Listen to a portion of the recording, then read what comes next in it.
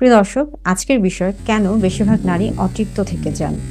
আজকের ভিডিওর মাধ্যমে জানবেন কেন এমনটা হয়ে থাকে। ভিডিওর শেষে জানবেন এই ক্ষেত্রে করণীয় কি। শেষ পর্যন্ত সাথেই থাকুন, কারণ এই বিষয়টি শুধু সম্পর্কের ক্ষেত্রে না, বরং মানসিক স্বাস্থ্য এবং পারিবারিক শান্তির সাথে সম্পৃক্ত। হ্যালো ভিউয়ার্স, আসসালামু আলাইকুম। আমি ডক্টর নুসরাত জাহান দৃষ্টি, কাজ করছি sexual health educator, clinical councillor এবং ক্লিনিক্যাল সোশ্যাল ওয়ার্কার হিসেবে। নারীর ক্ষেত্রে দেখা যায় কেন অতৃপ্তি থেকে যায়। বেশিরভাগ ক্ষেত্রে দেখা যাচ্ছে যে নারীরা অনেক ধরনের মানসিক চাপে থাকেন। অনেক সময় কাজের চাপ, একাকিত্ব এবং ঘুমের ঘাটতি, বিশ্রামের অভাব সব কিছু মিলিয়ে তাদের মধ্যে একটা বিশাল ভারসাম্যহীনতা দেখা দিয়ে থাকে।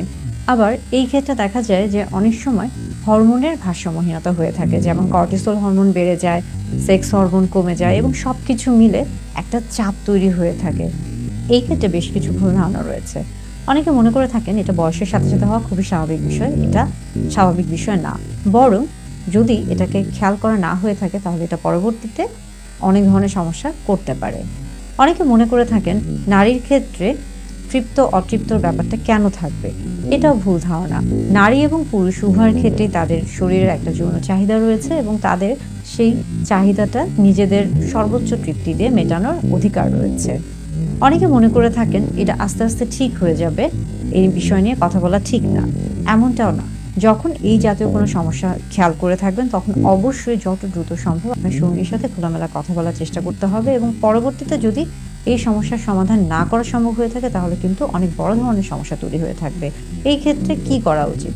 এই ক্ষেত্রে অবশ্যই সঙ্গী দুজনকে, অর্থাৎ স্বামী স্ত্রী উভয়কে কোয়ালিটি টাইম স্পেন্ড করা উচিত, অর্থাৎ নিজেদের মতো করে সময় কাটানো উচিত। সপ্তাহে অন্তত একদিন নিজেদের মতো করে সময় কাটানো উচিত।